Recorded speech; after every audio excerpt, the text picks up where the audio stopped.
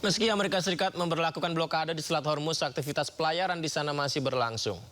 Namun ribuan kapal tertahan dan harus antri di tengah ketidakpastian. 14 kapal tercatat masuk ke arah Teluk dan 7 kapal keluar dari selat. Total ada 25 kapal melintas hingga malam tadi. Sebanyak 13 kapal masih berada di kawasan selat. Kapal-kapal ini sempat berhenti sebelum mendekati garis blokade. Sekitar 2.000 kapal masih tertahan di sisi Teluk dan 40 lainnya menunggu untuk masuk, pemirsa. Laporan juga menyebut ada kapal yang memalsukan sinyal AIS untuk menyamarkan identitas.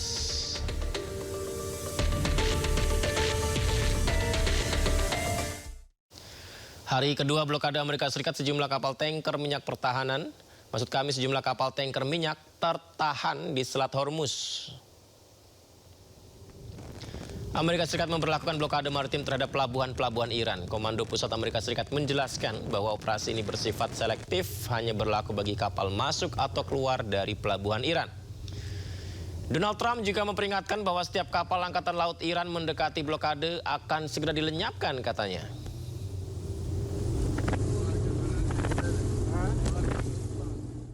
Uni Eropa mengecam penutupan Selat Hormuz oleh Amerika Serikat. Sejumlah langkah pun akan segera diambil bila penutupan berlanjut, di antaranya negosiasi dengan negara-negara yang terlibat. La question de Noureddin et du détroit d'Ormuz. La situation actuelle, en effet, la fermeture cause d'énormes dommages. Et le rétablissement de la liberté de navigation revêt pour nous une importance capitale. Nous rejetons et continuerons de rejeter toute mesure ou arrangement qui entrave la sécurité maritime et qui limiterait la liberté de passage dans le détroit d'Ormuz, conformément au droit international. Ce qui se passe en effet aujourd'hui dans le détroit d'Ormuz constitue un appel très clair à ce jour en faveur d'une coalition internationale forte en matière de sécurité maritime.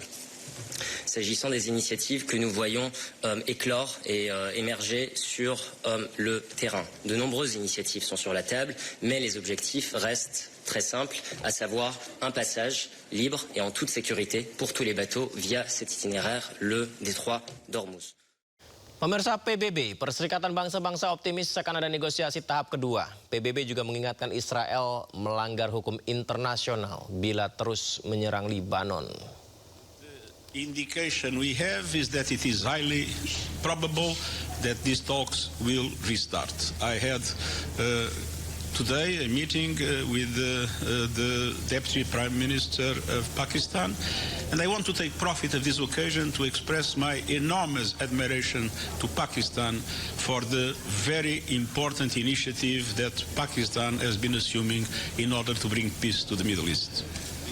Well, I believe that nobody expects that these talks today will solve all the problems. But I think it will be very important if these talks create the conditions to a change in the way the actors have been developing their activities. Until now, the truth is that Hezbollah and Israel have always helped each other to destabilize the government of Lebanon. Whenever Israel occupies part of the territory of Lebanon, that is the pretext Hezbollah uses to say we cannot disarm, we must keep the resistance. Presiden Amerika Serikat Donald Trump mengecam NATO setelah dinilai gagal memberikan dukungan kepada Washington terkait konflik Iran.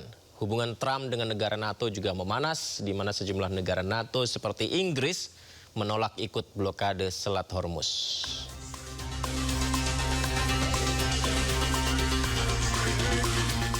Presiden Amerika Serikat Donald Trump memperingatkan bahwa NATO akan ditinjau setelah dinilai gagal memberikan dukungan kepada Washington dalam konflik Iran. Saat tiba di Joint Base Andrews, Maryland, Trump ungkapkan kekecewaan mendalam terhadap NATO, di mana pemerintah AS telah mengeluarkan uang triliunan rupiah untuk NATO. Trump juga menyatakan akan dilakukan evaluasi mendalam terhadap peran NATO ke depan.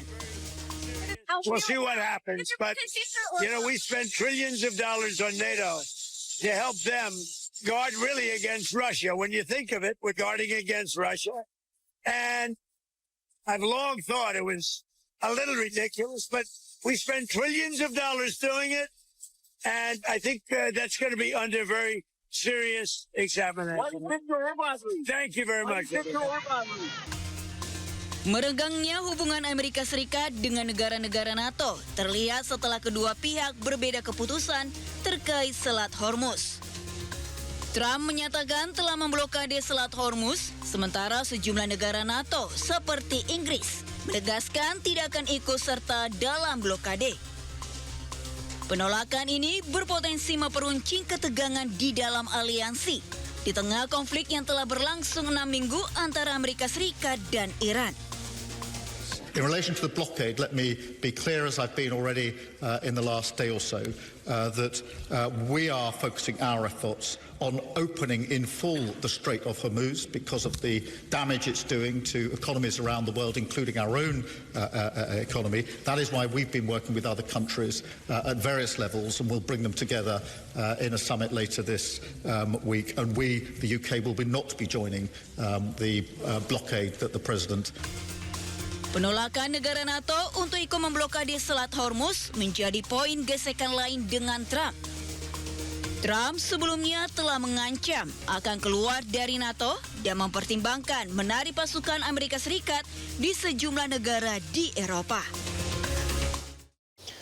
Perdana Menteri Italia Giorgia Meloni angkat bicara terkait pernyataan Presiden Amerika Donald Trump yang mengkritik Paus Leo ke-14 yang terkesan tidak mendukung Amerika dalam perang di Timur Tengah, pemirsa.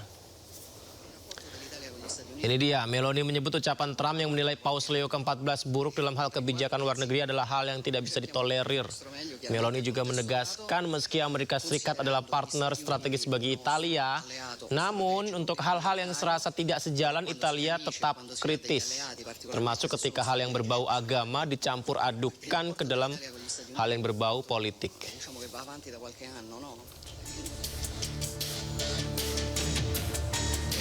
Senada dengan Perdana Menteri Italia Giorgia Meloni, kecaman juga datang dari sang rival negeri Paman Sam, yakni Presiden Iran Masoud Pezeshkian.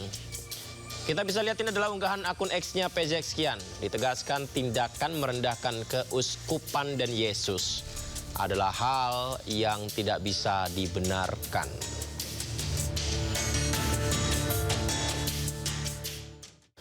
Ya, dalam perkembangan geopolitik ini, pemirsa, Menteri Pertahanan Syafri Samsudin bertemu dengan Menteri Pertahanan Amerika Serikat Pete Hegseth. Pertemuan membahas penguatan kerjasama pertahanan antara dua negara. Well, Minister Shafri, welcome to the Pentagon. It's an honor to have you. It's an honor to host your team as well. Your visit demonstrates the importance that the War Department places on our growing security relationship, and it is growing and active with Indonesia. In recognition of the important security collaboration we are undertaking, we are announcing today that our two countries are elevating our security partnership to a major defense cooperation partnership. I appreciate your continued support in helping the United States find, return, and protect the remains of our soldiers who fought alongside Indonesians during World War II. The signing of this Memorandum of Understanding in front of us will enable the Defense POW MIA Accounting Agency to recover those missing service members and return them to their families. So thank you, Mr. Minister, for being here, and I very much look forward to our meeting and our productive discussion. Pertemuan Syafri Samsudin dan Pete Hegseth berlangsung di Washington. Keduanya membahas pembentukan kemitraan kerjasama pertahanan.